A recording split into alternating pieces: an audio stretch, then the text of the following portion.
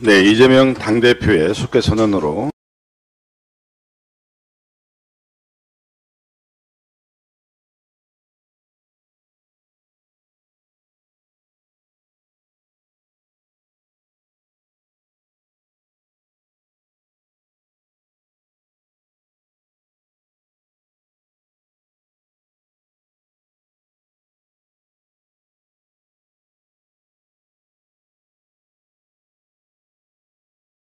더불어민주당 제247차 최고위원회를 수업했다고 말씀드렸습니다. 너무 오래 기다리게 해드렸다 생각합니다. 죄송하고 정말 또 죄송합니다.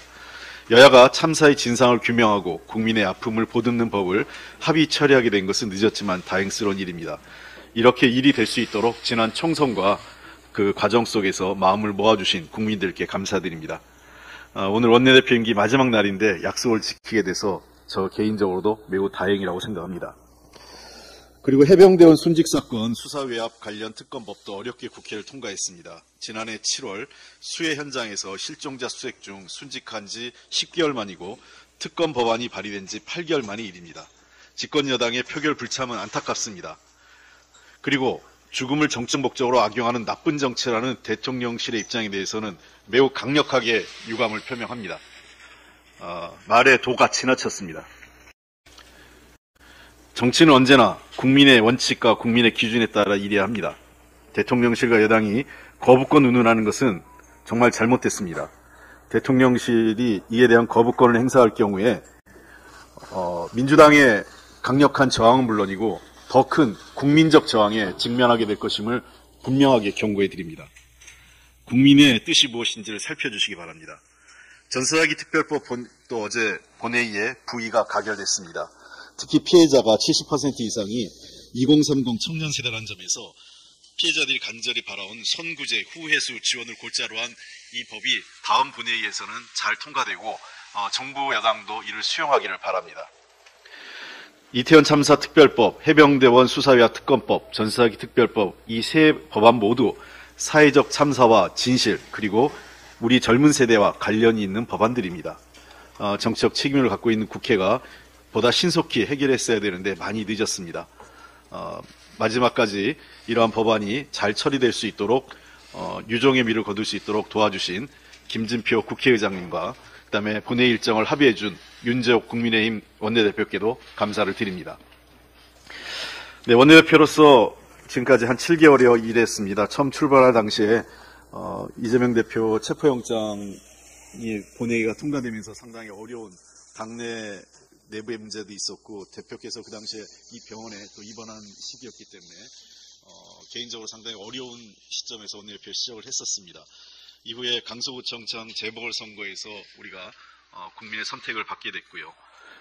또 김건희 주가 조작, 대장동 50억 클럽인 쌍특검 처리도 잘 이루어졌습니다. 또 금년도 예산과 관련돼서도 정부에서 무차별하게 삭감됐던 R&D, 새만금, 지역화폐 관련 예산이 그나마 의미 있는 수준으로 복원된 것은 예산 편성 과정에서 나름대로의 성과라고 생각합니다. 마지막으로 어제 해병대원 순직과 관련된 특검법 그리고 이태원 특별법, 전사자기 특별법의 본회의 부의가 잘 처리됨으로 인해서 아쉽고 부족한 면은 있지만 원내대표로서 해야 될 일은 마지막까지 마무리했다라고 생각을 합니다. 그 과정에서 이재명 대표님을 비롯한 우리 최고위원 여러분 그리고 주요 정무직 당직자와 우리 사무처 당직자 여러분 그리고 국민들과 우리 당원 여러분들께서 많은 도움 주시고 성원해 주신 것에 대해서 감사드립니다.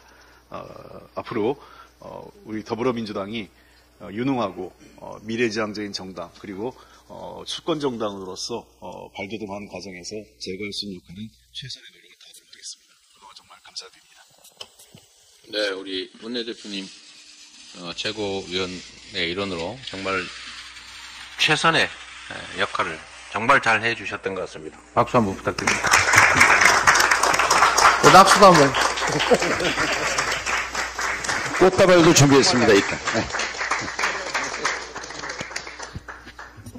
네, 다음으로 정청래 최고위원의 발언이 있겠습니다. 특검을 왜 거부합니까? 죄졌으니까 거부하는 겁니다. 어제 이태원 참사 특별법과 고 최혜병 특검법이 국회 본회의를 통과했습니다. 대한민국 수도 서울 한복판에서 억울하게 희생된 159분의 넋을 기리고 원통한 유가족의 한을 조금이나마 위로할 수 있게 되었고 순직한 고 최혜병의 수사 외압에 대한 진실을 밝힐 수 있는 계기가 되었다는 점에서 매우 뜻깊은 일입니다. 부족한 21대 국회에 대해 국민들께서 보내주신 따가운 시선에 조금이나마 부응할 수 있어서 참 다행스러운 일입니다. 그러나 말입니다. 용산 대통령실에서 또다시 찬물을 끼얹고 나섰습니다. 참으로 유감스럽고 개탄스럽습니다. 정진석 비서실장은 특검법 강행 처리는 최상병의 안타까운 죽음을 이용해서 정치적인 목적으로 악용하려는 나쁜 정치라며 대한민국을 혼란에 빠뜨리는 사례로 남을 것이라고 했습니다. 거부권을 시사하는 발언이라고 생각합니다. 한마디로 코웃음이 납니다. 이 정권 총선 이후에도 정신 못 차리고 있다는 생각이 듭니다. 죽음을 악용하려는 나쁜 정치라니요. 국민들이 목숨을 잃었는데도 진정한 위로도 진심 어린 사과도 안 하는 정권이 나쁜 정권이고 나쁜 대통령입니다. 대한민국을 혼란에 빠뜨린다고요? 고 최혜병 수사 외압의 실체가 드러나면 정권이 혼란에 빠질까봐 걱정하는 것 아닙니까? 혹시 이 정권을 국가로 착각하는 것 아닙니까? 박근혜 정권이 탄핵되고 끝났다고 하여 대한민국이 혼란에 빠졌거나 국가가 망했습니까?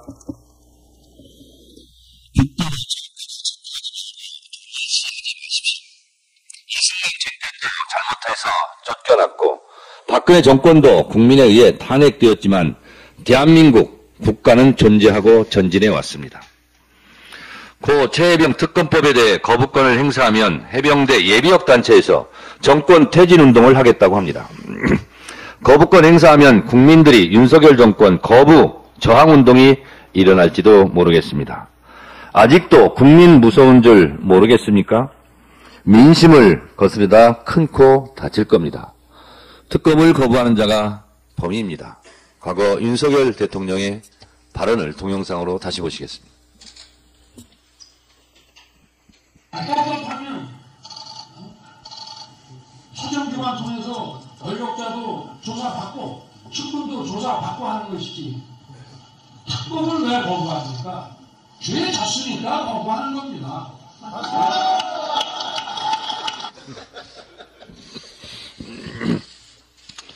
특검을 왜 거부합니까?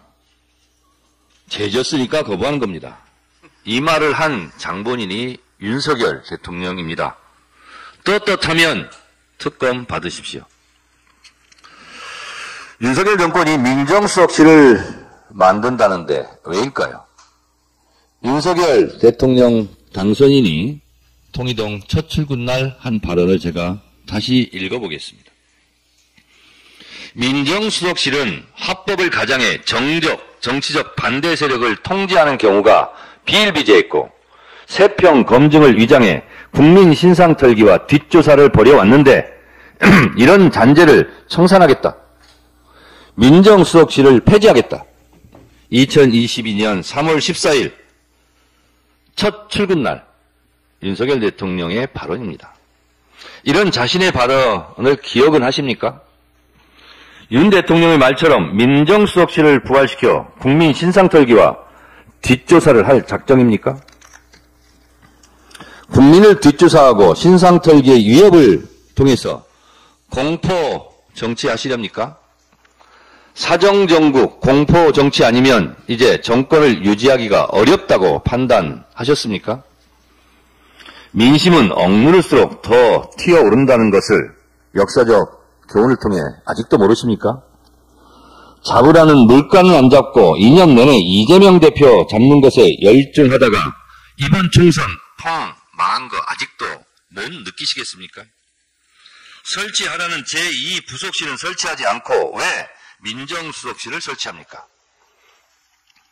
민심과 거꾸로 가는 윤석열 정권 너무 멀리 가는 것 아닙니까? 이러다가 대통령 임기는 다 채울 수 있을까 하는 시중의 수근수근거림을 한번 세심하게 살펴보시기 바랍니다. 오늘 홍익표 원내대표가 임기를 마칩니다. 할 일을 했고 하지 말아야 할 것은 하지 않았고 일 처리를 아주 잘했다고 생각합니다. 수고 많았습니다. 박수를 보냅니다. 박수 받고 떠나는 홍익표 원내대표 그동안 감사했습니다. 네, 다음으로 공민정 최고위원의 발언이 있겠습니다. 윤석열 대통령이 자신의 대선 공약으로 폐지했던 민정수석실을 부활시키고 첫 민정수석에 검찰 출신을 앉힌다는 보도가 잇따르고 있습니다. 대통령실은 민심 청취를 민정수석실 부활의 명분으로 거론하고 있지만 진심으로 민심의 귀를 기울이려 한다면 시민사회수석실을 강화하든지 아니면 윤석열 대통령이 없애버린 도어 스태핑이나 기자회견 등 국민과의 소통부터 시작하면 됩니다. 초대 민정수석에 모두 검찰 출신이 거론되고 있는 것을 봐도 민심은 핑계일 뿐 총선 심판 이후 여소야대 국면에서 사정기관을 동원해서라도 무도한 폭주를 이어가겠다는 의도로밖에 보이지 않습니다. 방탄 용산을 구축하겠다는 의지로 보입니다. 최상병 특검에 대비하시려는 겁니까? 또 김건희 여사 특검법을 앞두고 사법리스크 방어를 위해서 민정수석실이 필요한 것입니까? 민심과 거꾸로 가는 대통령실의 조직 개편 방향과 관련해 이른바 용산 시즌2가 박근혜 시즌2가 되는 거 아니냐는 이야기도 나옵니다. 초대 민정수석에 내정됐다는 김주현 전 법무부 차관 이야기입니다. 김 전 차관은 박근혜 정부 당시 법무부 차관과 대검 차장을 지낸 대표적인 우병우 사단입니다. 우병우 전 민정수석은 박근혜 대통령 그늘 아래서 검찰 권력을 주무르던 이라는 걸 다들 아실 겁니다. 무능하고 오만한 박근혜 정부의 상징인 우병우 민정수석의 그릇된 충성심과 과도한 권력욕이 국정농단 사태를 초래한 바 있습니다. 부디 윤석열 대통령의 결말은 박근혜 전 대통령과는 다르길 기대합니다. 네, 다음으로 서영교 최고위원의 발언이 있겠습니다. 이재명 대표와 윤석열 대통령의 영수회담이 있었습니다. 이재명 대표는 이렇게 이야기했습니다. 오는데 20분 걸리는데 오늘 만나는데 약 700일이 넘게 걸렸습니다. 라고 이야기했습니다. 아주 상징적인 수치입니다. 거리는 20분 거리인데 만나는데 720일이 걸렸습니다. 대통령이 소통하는 대통령이 되기를 간절히 원합니다. 이재명 대표와 윤석열 대통령의 영수회담의 결론을 이야기해 보겠습니다. 결론, 국민들이 이야기하십니다. 윤석열 대통령은 전혀 변한 게 없어. 두 번째, 내용보다 소통쇼에 힘쓰다 보니 불통 이미지만 굳어졌어. 그리고 세 번째, 대통령이 그날 이야기했습니다. 저는 듣겠습니다. 라고 이야기하더니 100 중에 85를 대통령이 이야기했다고 합니다. 그러더니 대통령실에서는 아니에요. 7대3이었어요. 라고 이야기했다고 합니다. 참 웃기지 않습니까? 듣겠다. 오늘 저는 듣겠다. 이야기하더니 100 중에 85를 이야기한 대통령. 제가 오늘 조언합니다. 대통령께서는 제발 들으십시오. 민심을 들으시고 또 야당 대표의 이야기도 들으시고 정치권의 이야기도 들으십시오. 제발 들으십시오. 또 한 가지 이야기하겠습니다. 국가가 위기 상황이 되면 특별하게 준비한 예산이 있습니다. 그 예산이 바로 예비비라고 합니다. 그런데 국가가 위기 상황에 쓸 예비비를 윤석열 대통령이 다 갖다 썼다고 합니다. 참으로 지금까지 이런 대통령은 없었습니다. 윤석열 대통령은 그 귀하게 써야 될 예비비의 약 1000억 정도를 대통령실 이전에 썼습니다. 집무실 이전과 경호부대 이전 등의 약 1000억 정도를 땡겨다 썼습니다. 이렇게 경제가 어려운데 그런 예비비 대통령이 땡겨다 쓰면 되겠습니까?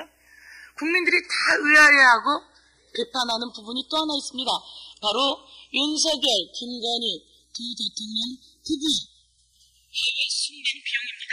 이 귀하디 귀한 예비비를 해외 순방 비용으로 또 땡겨다 썼습니다. 그래서 해외 순방 비용은 약 532억 정도가 되었습니다. 대통령께서 제가 또 한마디 조언하는데요. 이런 예비비는 땡겨다 쓰면 안 돼요. 왜냐하면 급한 일이 있을 때 써야 되기 때문에요. 그런데 자기 해외 순방에, 호화스러운 해외 순방에, 그리고 대통령실 이전하는 데 쓴 예비비, 이 예비비 땡겨다 쓴 것 다시 대통령에게 큰 부메랑이 되어 날아갈 겁니다. 역대 이런 정부 없었고 역대 이런 대통령 없었습니다. 이제 대통령의 예비비 땡겨다 쓰는 것은 국회 통제를 받아야 합니다. 최상병 관련한 특검이 통과되었습니다. 최상병 관련한 특검을 여당이 거부권을 건의했다고 하고 대통령실은 이에 화답했다고 합니다. 과연 여당이 진짜 거부권을 건의하고 싶었을까요? 속으로는 최해병 관련한 특검 통과를 간절히 여당 내 국회의원들도 원하고 있었을 겁니다. 대통령실에서 거부권을 건의했으면 좋겠다고 시그널은 보낸 건 아닐까요? 대통령 거부하면 안 됩니다. 왜요? 이 최해병 관련 특검에는 대통령이 관여되어 있기 때문입니다. 왜 특검을 거부합니까? 죄 졌으니까 거부하는 겁니다. 대통령실이 이에 관여되어 있으니까 거부하는 겁니다. 국민의 70%가 찬성하고 있는 이 최해병 특검 거부하면 안 된다. 라고 이번에 경고를 드립니다. 이상입니다. 네, 다음으로 장경태 최고위원의 발언이 있겠습니다. 김건희 여사 잠적 140일째입니다. 심지어 루마니아, 앙골라 정상회담조차 비공개 일정만 참여하는 등 외교 결례라는 지적에도 영부인의 자맹 기네스북은 여전히 계속되고 있습니다. 그런데 김건희 여사와 함께 권익위의 명품백 조사도 잠적해버렸습니다. 권익위가 조사 처리 시한을 아무 법적 근거 없이 재차 연장했기 때문입니다. 부패방지권익위법 제59조 8항에 따르면 신고 접수일로부터 60일 안에 사건을 처리해야 하고 사실 확인이 필요한 경우 30일 이내에서 연장할 수 있습니다. 그러나 권익위원회는 건의위원회가 되어 조사 기간을 30일 연장하고도 처리 시한인 4월 30일까지 조사를 끝내지 않고 그제 또다시 연장했습니다.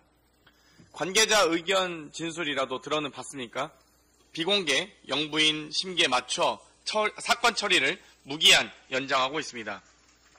윤석열 정권의 표적 수사에서 누구보다 신속했던 권익위원회는 어디로 갔습니까? 남영진 KBS 전 이사장 신고 접수부터 조사까지 4일, 결과 발표까지 40일 걸렸습니다. 권태선, 박문진 이사장 신고 접수부터 조사까지 20일, 결과 발표까지 61일 걸렸습니다. 유독 김건희 명품백 수수 의혹 조사만 136일째 묵묵부답입니다. 윤석열 검사는 가족이 아닌 최순실의 경제 공동체라고 발표했는데 김건희는 윤석열 대통령의 경제 공동체 아닙니까? 권익위는 명품백 수수 의혹 사건을 당장 수사기관으로 이첩하시기 바랍니다. 이상입니다. 네, 다음으로 손숙 최고위원의 발언이 있겠습니다. 윤석열 정권은 지난 2년 동안 폭주했습니다. 윤석열 정치검찰은 수사 권력을 총동원하여 제1야당 당대표를 제거하려고 했습니다. 윤석열 정권의 이재명 사법 스토킹이었습니다. 8번의 소환조사, 400번의 압수수색, 2차례 구속영장 제출. 민주당은 여러분과 함께 무도한 윤석열 정치검찰과 싸웠고 민주당은 총선에서 승리했습니다. 윤석열 정권은 언론과 방송을 탄압하며 민주주의를 말살하고 시행령과 거부권을 동원해서 국회를 무력화시키고 삼권분립 헌법 정신을 왜곡했습니다. 위대한 국민 여러분이 총선에서 심판하셨습니다. 이제 22대 국회 개원을 앞두고 있습니다. 175석 민주당의 새로운 원내대표도 곧 선출될 것입니다. 총선 이전의 민주당과 총선 이후의 민주당은 다를 것이라 믿습니다. 총선 민심은 무도한 윤석열 정권 심판과 함께 민주당의 변화와 혁신을 선택하셨습니다. 22대 국회는 새로운 민주당이 만드는 새로운 국회가 될 것입니다. 어제 21대 국회는 유종 의미를 거두기 위해 이태원 참사 특별법, 최수근 해병 특별법, 전세자기 특별법을 통과시켰습니다. 국민들이 총선을 통해서 우리 민주당이 명령한 총선 민의를 실천한 것입니다. 오랜 시간을 기다린 끝에 국회 패스트트랙 제도를 활용하여 어렵게 통과된 특별법입니다. 국회는 협의와 합의를 통한 입법을 위해 성의 있게 노력해야 합니다. 그러나 소수당이 끝까지 동의하지 않는 법은 입법할 수 없고 국민이 간절히 원하지만 소수당이 합의해주지 않는 법은 사장되어야 한다면 정당은 총선에서 다수당이 되려는 노력을 할 필요가 없을 것입니다. 국민의힘은 초등학생도 알만한 민주주의 원리를 생각하시기 바랍니다. 윤석열 대통령의 여당적 통치와 거부권 남발은 총선에서 심판받았습니다. 국민이 민주적 제도를 통하여 의사를 표현했으나 권력자가 그 민의를 수용하지 않을 때 그 권력은 국민의 더 큰 심판을 면하지 못한다는 것이 역사의 교훈입니다. 윤석열 정권과 국민의힘에 단 한 명의 현인이라도 남아있다면 윤석열 정권에게 바른 소리를 외쳐야 할 것입니다. 윤석열 대통령은 어제 국회를 통과한 3대 특별법에 대한 거부권은 꿈도 꾸지 마시기 바랍니다. 이상입니다. 네, 다음으로 박정현 최고위원의 발언이 있겠습니다. 5분이면 될 일이 551일이나 걸렸습니다. 어제 국회에서 이태원 참사 특별법이 통과됐습니다. 특별법상 특조위 권한이 축소되는 등 아쉬운 부분이 있지만 국민의 안전을 최우선으로 삼고자 한 민주당과 국민이 함께 이뤄낸 성과입니다. 이태원 참사 특별법의 제정은 시작입니다. 그날 참사의 원인과 책임자 처벌, 재발 방지를 위해 정부와 국민의힘은 제대로 된 진상조사가 이루어지도록 적극 협조해야 합니다. 우리는 세월호 참사 진상조사 과정에서 정부의 자료 미제출과 비협조, 국민의힘이 추천한 민간조사위원회 조사 방해 등을 이미 경험했습니다. 이태원 참사 특별법 시행 과정에서 또다시 이런 문제가 발생한다면 국민들은 결코 좌시하지 않을 것입니다. 이태원 참사의 진상을 제대로 조사하고 책임자는 처벌하고 재발 방지 대책을 세우는 것이 이번 총선에서 드러난 민심임을 윤석열 대통령과 국민의힘은 잊지 마시기 바랍니다. 1년 반 동안 집으로 돌아가지 못하고 거리에서 처절하게 싸워온 유가족들의 눈물을 보면서 죄송하고 또 죄송합니다. 이제 유가족들이 집으로 돌아갈 수 있도록 민주당은 최선을 다하겠습니다. 용산은 최상병 사망 사건에 대해 왜 이리 박절합니까? 최상병 사망 사건이 발생한 지 288일 만에 특검법이 국회 문턱을 넘었습니다. 그러나 표결 당시 국민의힘 국회의원들은 보이지 않았습니다. 윤석열 대통령이 영수회담에서 소통과 협치를 외친 지 사흘 만입니다. 정진석 비서실장은 죽음을 정치에 활용했다는 망언을 쏟아냈습니다. 더 이상 말씀드리지 않겠습니다. 국민 70%가 최상병 특검에 찬성합니다. 최상병 특검을 반대하는 것은 윤석열 대통령과 국민의힘이 국민을 대상으로 선전포고하는 것과 같습니다. 민의를 이기는 권력은 없습니다. 특검을 거부하는 자가 범인입니다. 네, 마지막으로 이재명 당대표의 발언이 있겠습니다. 네, 오늘은 각별한 의미가 있는 날입니다. 우리 원내대표께서 가장 어려운 시기에 원내대표로서의 역할을 가장 훌륭하게 수행해 주셨고 또 그 성과도 아주 컸다는 생각이 듭니다. 지금 대한민국에서 정치가 실종됐습니다. 당대표가 상대 당대표를 거의 욕설에 가깝게 비난을 하는 그런 상황, 또 여야의 대화가 실질적으로 사라져버린 그런 안타까운 상황 속에서도 끊임없이 대화를 통해 설득을 통해 우리 국민들이 원하는 바를 조금이나마 이뤄낸 정말로 역량이 있는 대표님이셨다라고 생각합니다. 계속 하셨으면 좋겠는데 참 아쉽게 생각합니다. 네, 정말 고생하셨고요. 고맙습니다. 21대 국회 거의 마지막에 이르고 있는데 이태원 참사 특별법을 여야 합의로 통과시킬 수 있어서 참으로 다행입니다. 진실을 규명하는 것에 대해서 왜 이 정부 여당이 이처럼 인색한 것인지 이해가 되지 않습니다. 정말 거부하는 자가 범인이라서 그런지는 잘 모르겠습니다만 백주대낮에 정말 영문도 모르고 우리 국민 159명이 유명을 달리하는 이 참혹한 사건에 진상을 규명하고 책임을 분명하게 해서 그 책임을 묻고 동일한 사고가 발생하지 않도록 재발 방지 대책을 강구하는 것은 국민의 생명 안전을 지켜야 될 국가의 최소한의 책무인 게 분명합니다. 국가의 책임을 대신하는 대통령, 또 국가 권력을 행사하는 집권 여당, 이 점에 대해서 정말 왜 이런 태도를 취하는지 이해가 되지 않습니다. 저는 이태원 참사를 방치하는 것이 결국 오송 참사를 불렀다고 생각합니다. 지금 우리 국민들의 뇌리에서 서서히 사라져가고 있지만 오송 참사 문제도 이 결코 그냥 넘어갈 수 없는 정말 심각한 사안 아니겠습니까? 너무 큰일이 많다 보니까 그 너무 큰일에 가려져 있지만 오송 참사 문제도 우리가 잊지 말아야 되겠습니다. 최혜병 순직 관련 특검법 역시 우리 원내대표님의 정말 각고의 노력 끝에 통과가 됐습니다. 저는 윤석열 대통령님 그리고 여당이 거부권 행사를 하지 않을 것으로 믿습니다. 범인이 아닐 것이니까. 아까 우리 정청래 최고께서 보여주신 것처럼 특검을 거부하는 자가 범인이다. 이거 저번 대선 경선 과정부터 지금까지 수년간 계속 대통령 후보부터 여당이 끊임없이 대내왔던 거 아닙니까? 아마 이 현수막으로 붙인 것만 해도 수만 장 되지 않을까 생각이 됩니다. 수년간 지금 현직 대통령님부터 여당이 끊임없이 해왔던 말, 특검을 거부하는 자가 범인이다. 범인이 아닐 테니까 거부하지 않을 걸로 믿습니다.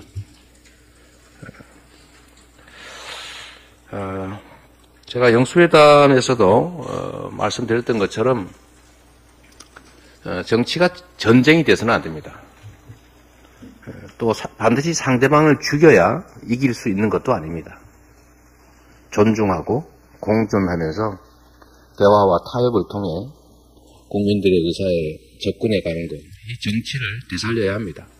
그리고 정치의 근본은 국민들의 삶과 국가의 미래를 개척하는 일이기 때문에 지금 당장 가장 시급한 민생 중심으로, 국민 중심으로 국정을 전환해야 합니다. 지금 대한민국 성장률도 낮고 국민소득도 지금 역주행을 해가지고 지금 세계 10위권에서 14위권으로 멕시코 다음으로 밀려났다는 거 아닙니까?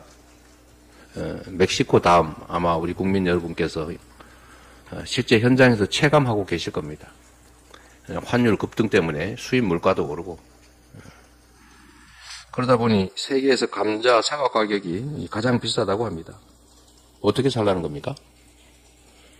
이런 데 신경 써야 됩니다. 그리고 소비 쿠폰을 통한 지역경제, 지방경제, 골목경제, 또 소상공인 지원, 그리고 우리 국민들에 대한 실질소득이 감소해버린 우리 국민들에 대한 소득 지원으로 민생회복 지원은 반드시 우리가 추진해야 됩니다.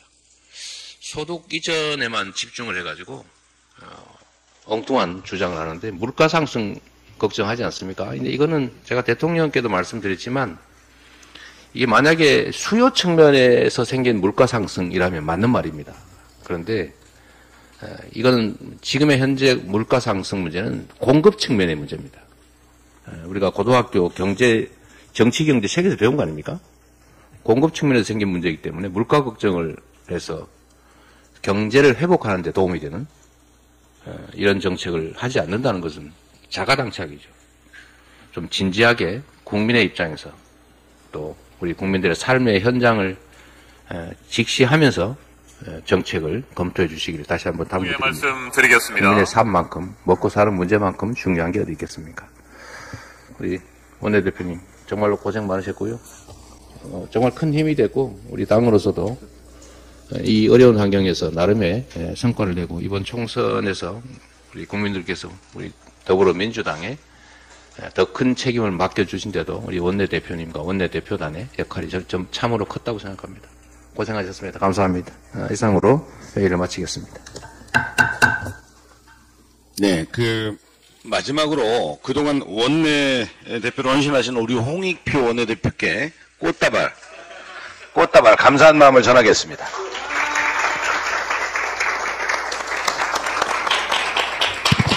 네, 이렇게 포토 잠깐 해주시죠.